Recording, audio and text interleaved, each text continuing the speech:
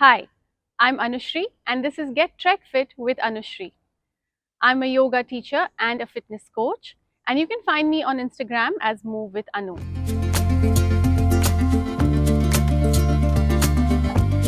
There are many breathing techniques that can help at high altitude. Today I will take you through the Pranayama practice. Pranayama is a breathing technique followed in yoga, which is nothing but a controlled and conscious breathing technique.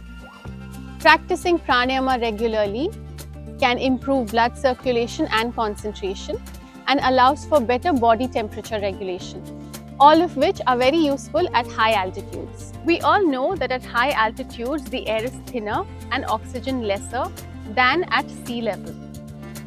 So when we trek at such high altitudes, it can cause shortness of breath, tiredness, or even nausea. So it's very important that we practice proper breathing techniques before we head out for the next trek. The first pranayama practice that I will take you through is diaphragmatic breath, or also called belly breathing. We normally breathe very shallow, so this is a good breathing practice to increase your oxygen supply in the body and to maximize lung capacity. How do you do it? You will either lie down face up, or you can do it sitting like I am. You will place one palm onto your chest and one palm onto your stomach. As you inhale, you want to feel your stomach expand, and as you exhale, you want to exhale completely. So rather than feeling only your chest expand, focus on expanding through the stomach with every inhale. As you inhale, so let's practice together. Inhale and exhale.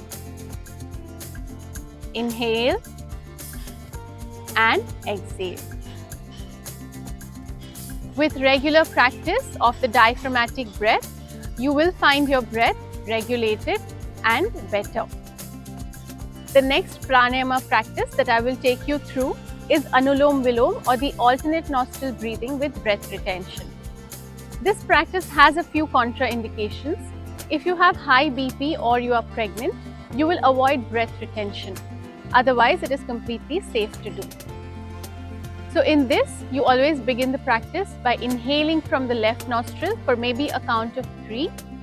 Hold your breath by closing both your nostrils for as long as feels comfortable for you, and exhale from the right. Again, you inhale from the right, hold your breath, and exhale from the left.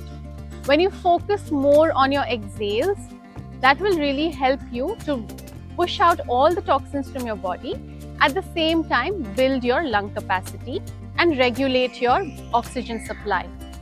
So let's begin together. Take your thumb and index finger and we will begin the practice. You can choose to close your eyes for this. Inhale,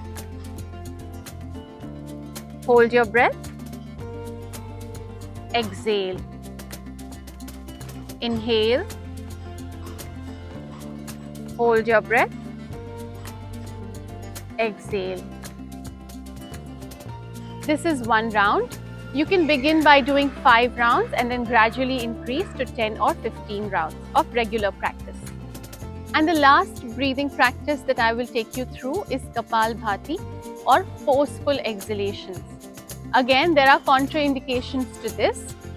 If you have gastric ulcers, high BP, low BP, or if you are pregnant, or if you have recent abdominal surgery, you will completely avoid this practice, and that is because this practice heats up the body's temperature. Why is this so useful on high altitudes? Let me tell you. This is because when you do forceful exhalation, your body's temperature increases. At a rested state on high altitude, your body's temperature cools down, and this practice will help you regulate the temperature. At the same time, due to the forceful exhalations, your lung capacity increases, which again is very useful at high altitude treks. Let's begin the Kapalbati practice together. In this, you will inhale through the nose and do at least 10 to 30 forceful exhalations. When you exhale, focus on pulling the stomach in towards your spine with every exhale. So let's begin together. You will inhale and exhale.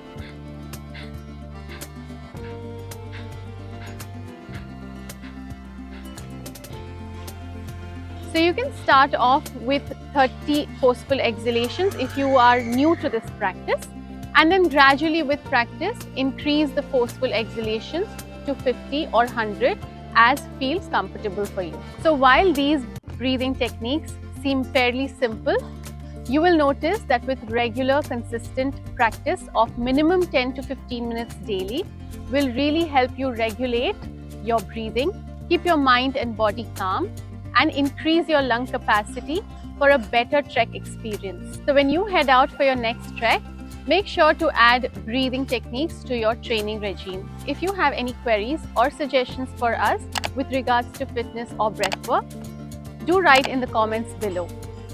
And I'm Anushree signing off for now, and this is Get Trek Fit with Anushree.